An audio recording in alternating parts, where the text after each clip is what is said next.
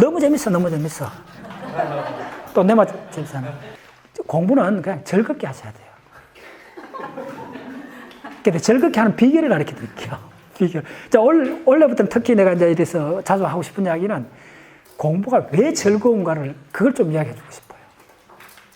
첫 번째, 이해하겠다는 욕심을 버리세요. 첫 번째. 그게 왼수요. 따라 왼수.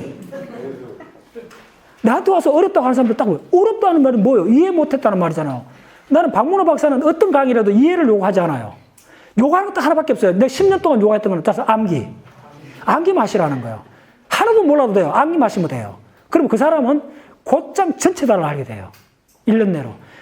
끝까지 질문하는 사람들이 있어. 근데 질문을 하지 말라는 게 다 거기에 있어. 질문하는 걸 자꾸 알고 싶다. 알고 싶다는 말은 뭐냐면 이해 못했다는 말이에요. 아시겠어요? 그래서 질문하는 거예요. 근데 관찰해봤더니 그 질문이 평생 질문하더라는 거예요.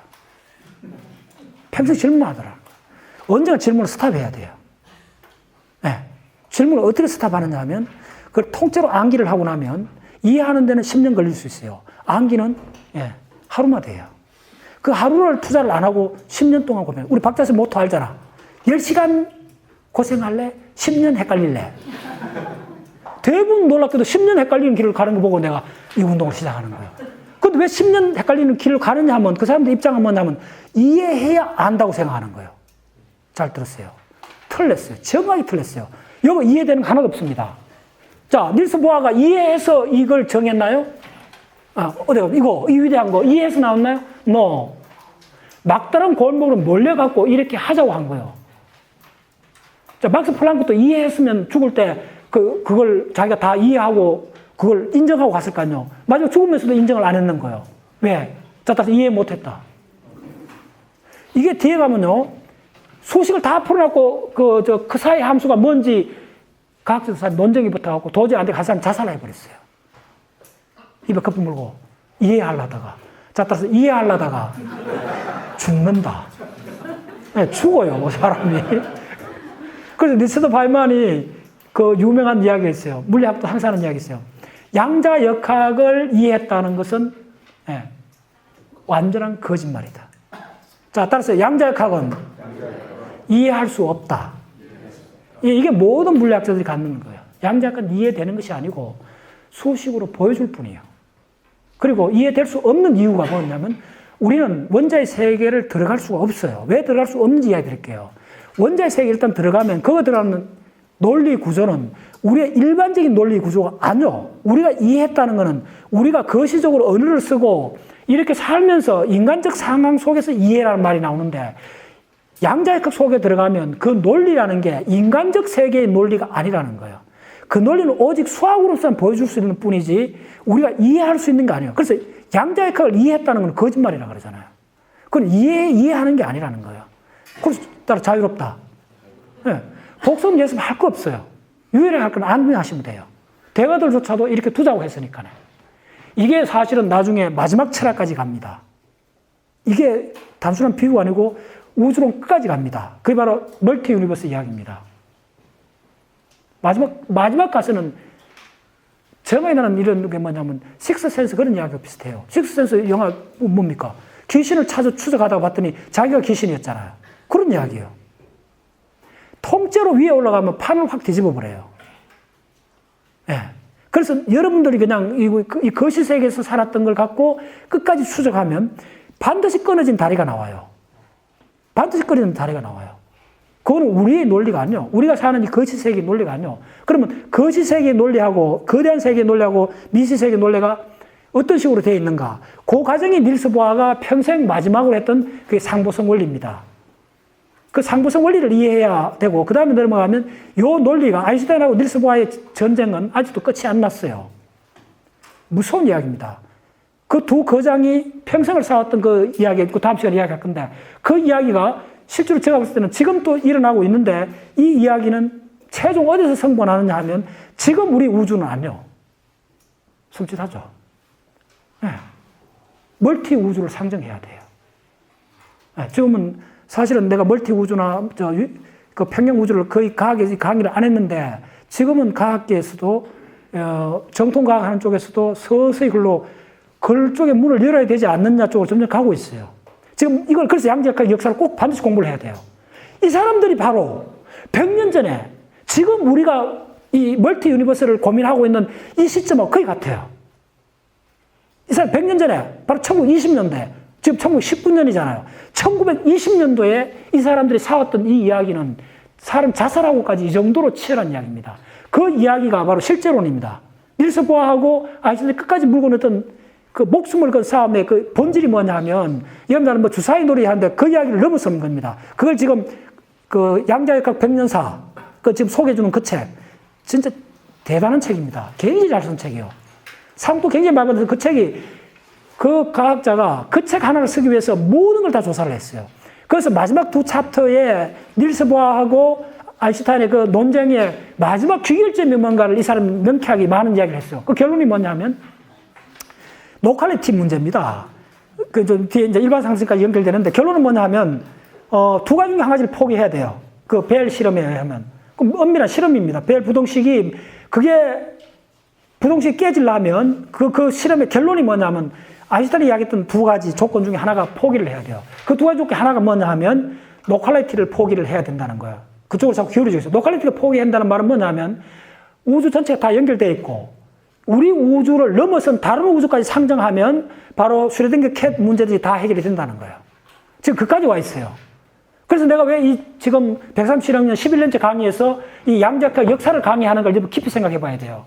바로 이 1920, 바로 100년 전에 닐스 보아를 중심으로 해갖고 하이젠버그, 슈레딩거하고 아인슈타인이 한패가 되고, 닐스 보아하고 하이젠버그하고 파울리하고 막스 보론이 한패가 되고, 코페르니쿠스 한파하고 아인슈타인 이 두 파가 처절하게 싸웁니다.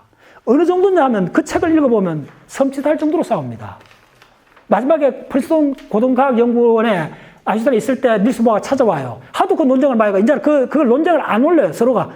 재밌어요. 그런데 얼마나 두 사람이 친하는지 하면요. 아인슈타인이 살살 걸어가갖고, 닐스 보아 방에 싹 가갖고, 뭘 싹 훔쳐요. 뭔지 알아요? 시가요, 시가. 골토들이잖아.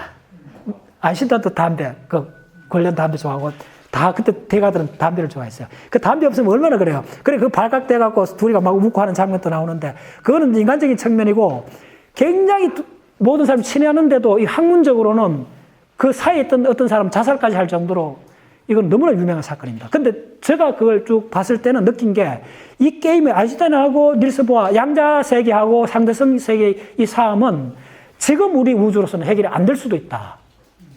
예. 그래서 지금이 100년, 양자혁명 100년 지난 이 시점에서 우리는 다시 양자혁명 시대의 그 거장들이 고민했던 걸 다시 돌아가야 돼요. 실제론입니다. 실제가 뭐냐? 이 문제예요. 엄청나게 파워풀하고 우리가 올인해 볼 만한 문제예요.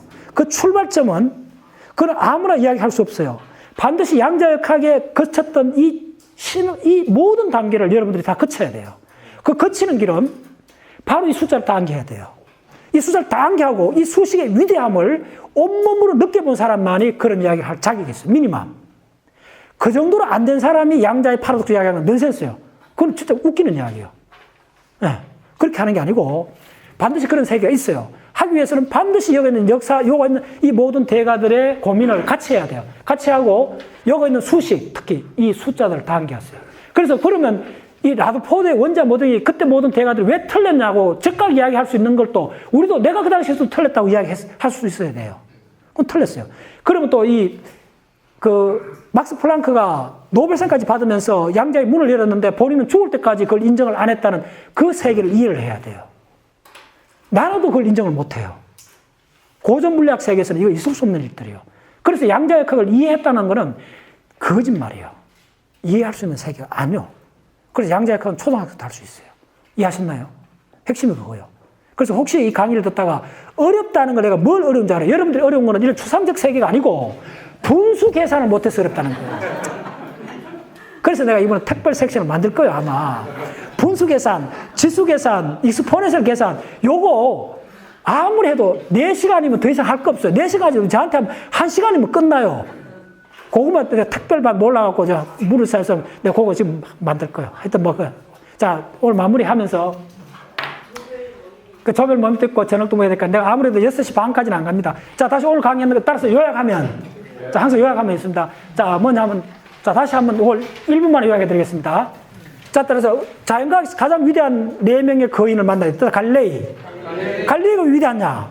이 사람부터 과학이 시작돼서, 과학은 뭐냐면 실험, 따라 실험. 실험의 결과 없으면 모든 이론은 깨진다는 거예요. 이론은 깨져요. 실험의 결과한테 모든 게 항복했다는 게 자연과학이에요. 그래서 위대한 거예요.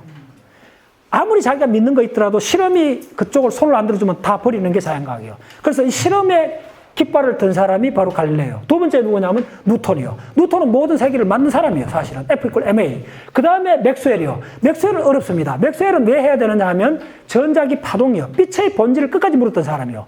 오늘 강의 전체는 딱 3가지밖에 없습니다. 따라서 광자, 전자, 양성자. 이밖에 없잖아요. 그래서 박문호 박사가 이 강의 10년 전부터 이걸 부르짖던 거예요. 우주에 있는 모든 것은 전자, 광자, 양성자의 무주한 중첩적인 현상일 뿐인 거예요. 그냥 그 3가지밖에 없어요. 이거 아무리 뒤집어 봐도 3가지밖에 없어요. 마지막에 중성자 하나 들어와요. 전자, 이 앞에 이 전체 이야기는 따라서 광자. 엑스레이도 광자예요. 아시겠어요? 엑스레이도 광자예요. 전부 다 광자 이야기예요. 그 다음에 요 전자, 톰슨의 전자, 그 다음에 요 맥스웰의 광자 이야기, 톰슨의 전자 이야기, 그 다음에 라더포드는 누구 이야기를 했어요?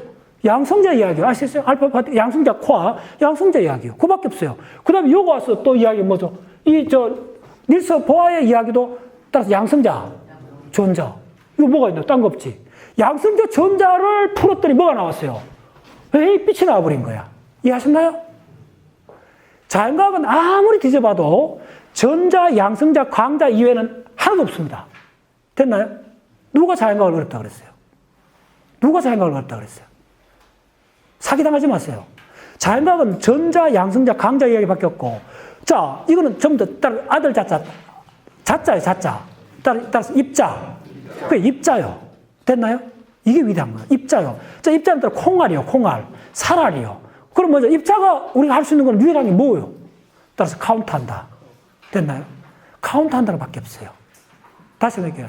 물리학은 숫자만 헤아릴 수 있는 다 할 수 있어요. 초등학생부터 다 할 수 있어요. 저는 초등학생한테 일반 상대성 강의해야 된다는 사람이에요. 아무런 문제 없어요. 그래서 좀 들어요. 초등학교 6학년하고 카이스트 교수 같이 들어요. 아무 문제 없어요. 원리는 딱 하나밖에 없어요. 카운트한다는 거예요. 카운트.